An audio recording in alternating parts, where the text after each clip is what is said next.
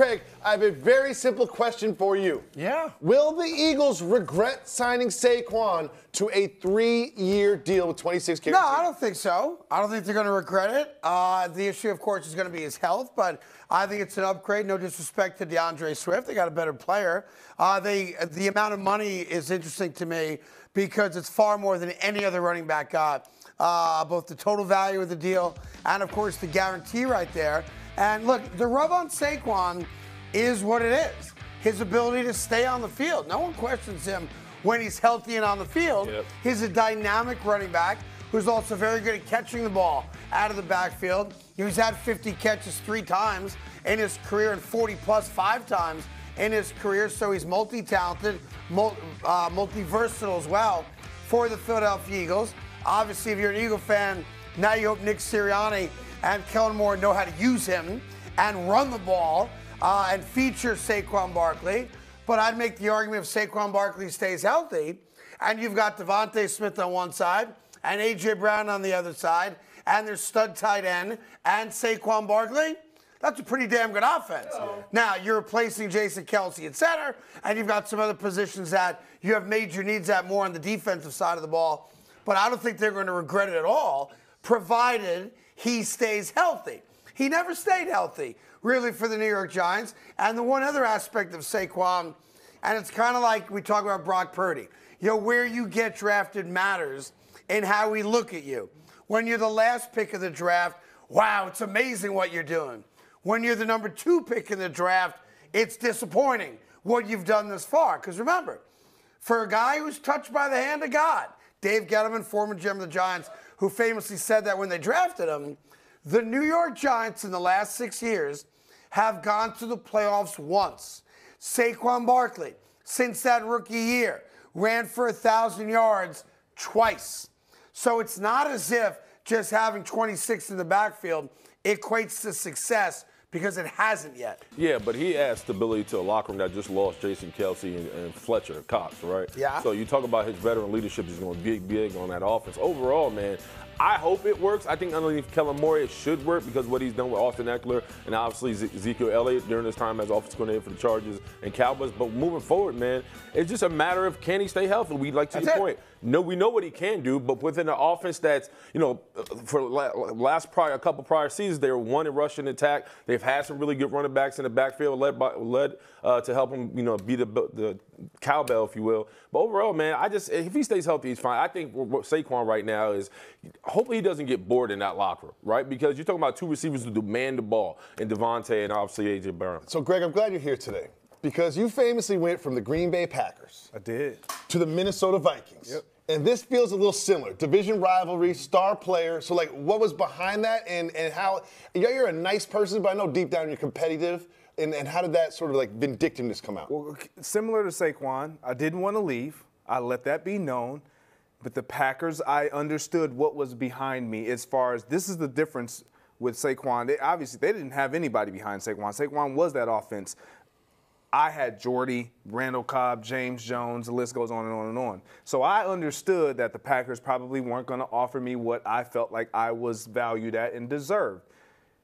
I never wanted to leave. Mind you, Saquon never wanted to leave. But you got to do what's best for you before they do what's not as good for you and you're playing disgruntled under a contract that you're not happy about. But going somewhere else, especially in intra-division, it's going to feel weird for Saquon right away. Yeah. Just putting on green is going to be different, but it's football at the end of the day. And I think this move for the Philadelphia Eagles was a move that they looked at their quarterback and said, we paid him a lot of money. He regressed. Regardless of what the injuries were that he was playing with, he regressed last season, and this supports who he is and what they need to do offensively. Mind you, they have a lot of other holes that they need to fill, but this was one of those deals where Saquon's going to play with a chip on his shoulder because similar with myself, I didn't get the opportunity to do it. I wanted to put it to the Packers. I wanted to show them that they made the wrong move. Saquon Barkley is going to play with that mentality. 100%. They made the wrong move. I mean, look, it's you're going to circle those games. They do anyway, the Eagles and the Giants. But Saquon Barkley, again, stay healthy And, when you play the New York Giants, run for 250 yards and show Giants what they missed out on how they misappropriated, their value of you after having you in the building for 6 years. And they didn't think of you the manner which you thought about them. And I love that chip on your shoulder. I can't wait to watch the Eagles and Giants games this year for that reason. And I hope he's healthy. The thing I don't get is, if you're the Giants, and you knew after franchising him last year that you weren't going to do that again, and they had to have known that at the trade deadline last year, why let a guy who a division rival is willing to give that kind of contract to, why let that guy walk out the door and not trade him last year? You had a season going nowhere, bad football, you weren't going to the playoffs, you knew you weren't going to franchise him, you knew you couldn't get a deal done. The only question I have, and it's to be fair, I'm playing Monday morning quarterback on it, is why not trade him last year and at least get a draft pick back as opposed to letting him walk out the door? Because here's the deal. Don't think for a minute there's not going to be a game in the next couple of years where he doesn't burn the New York Giants. Going to happen. Yeah, but I think part of it, maybe they didn't really see him walking out the door. I think the only issue for the New York Giants over the last couple of seasons was them not having an offensive line. So if you took this free agency and acquired some pieces like you already did on the offensive line, maybe there was some perception that he would stay. But they never offered him, period. So it's like, it's a wash at the end of the day. And by the way, give Greg Jennings credit. I mean, he did go to Minnesota for 5 years and 45. Like, he ain't stupid. It's a good number. number. The money was there. It's a good number. Go get the money. Go get it. Right? Tim Hardaway says it. Always get your money. Get your money. That's it. And you got your money. Moving on Which to is our... why I always ask the question, why the hell are you here? When you look at this is over the last 5 seasons. I mean, those are great numbers. Fantastic. Yep. This is one side of Kirk Cousins. There's another side of Kirk Cousins as well when you look at these numbers. Ugh. 1 playoff win in his career. Yeah. 2 10+ win seasons. And look at the Monday night stuff, 3-10. I just don't understand who Kirk Cousins is. Is he an empty stat guy, or is he a winning quarterback that's going to take the Falcons over the hump? No, he's a gunslinger.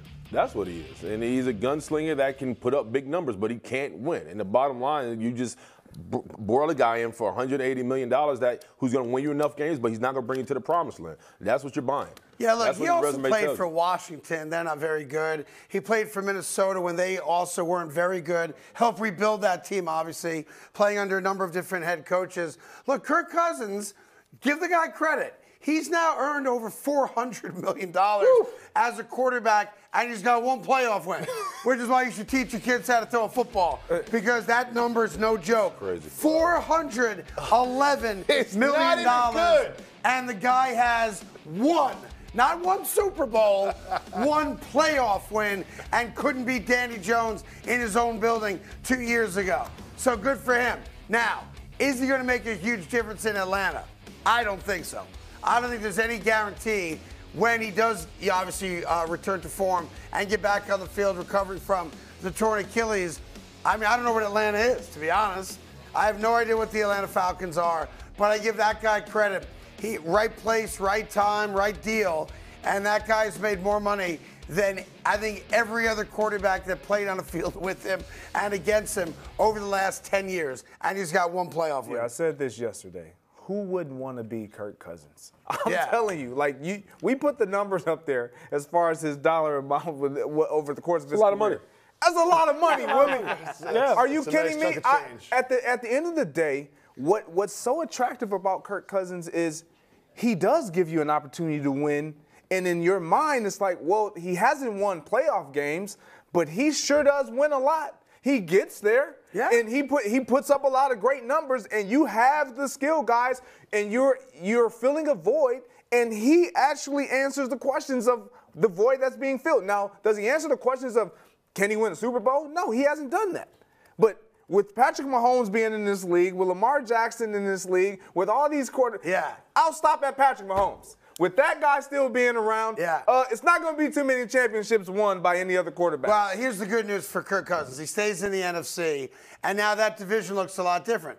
You've got Baker Mayfield returning to the division champs, so Tampa's in a good place with their quarterback. New Orleans had a disappointing year, but you've got Derek Carr, a competent veteran quarterback. Now Atlanta, at some point this year, will add Kirk Cousins, competent veteran quarterback. So the division's better at least now, meaning the AFC South is the worst division in all football. And I understand, what about C.J. Stroud? Great, C.J. Stroud. What about Trevor Lawrence? Yeah. Great, Trevor Lawrence. The NFC South at least now has 3 credible, veteran, competent quarterbacks. So we'll see how that plays out because it's still Tampa's division to lose. If you're a Falcon fan, you're just waking up today saying, do you know what I don't have is Arthur Smith and Desmond Ridder and Taylor Heineke. You know what I mean? You've replaced those spots. And when you look at what they had last year at the position spots, we all know these names. You've got Bijan, you've got Algier, London, Pitts. Like, those are absolute stars, young stars. And if Kirk Cousins can make this work, I think they are my favorite to win the division. When has Kirk Cousins not made it work with skill guys? I'm worried about the health. Yeah. When has he been injured outside of now? Like, yeah, but you're talking about it. First of all, him not being a mobile quarterback, I understand that aspect. Well, he is mobile. It's just it's not like what other quarterbacks. Yeah, but now you're talking about a 36-year-old man that's really not going to be mobile. Yeah, I don't need him to be mobile. You know, my biggest concern in Atlanta is the owner. Look, and that's Arthur Blank. I want to go back into the time machine. Here we go. This is Arthur Blank a year ago when the Atlanta Falcons had an opportunity to sign Lamar Jackson. You are on. Looking at it objectively, I'd say there's some concern over how long can he play this style of football. He's missed 5-6 games each of the last 2 years.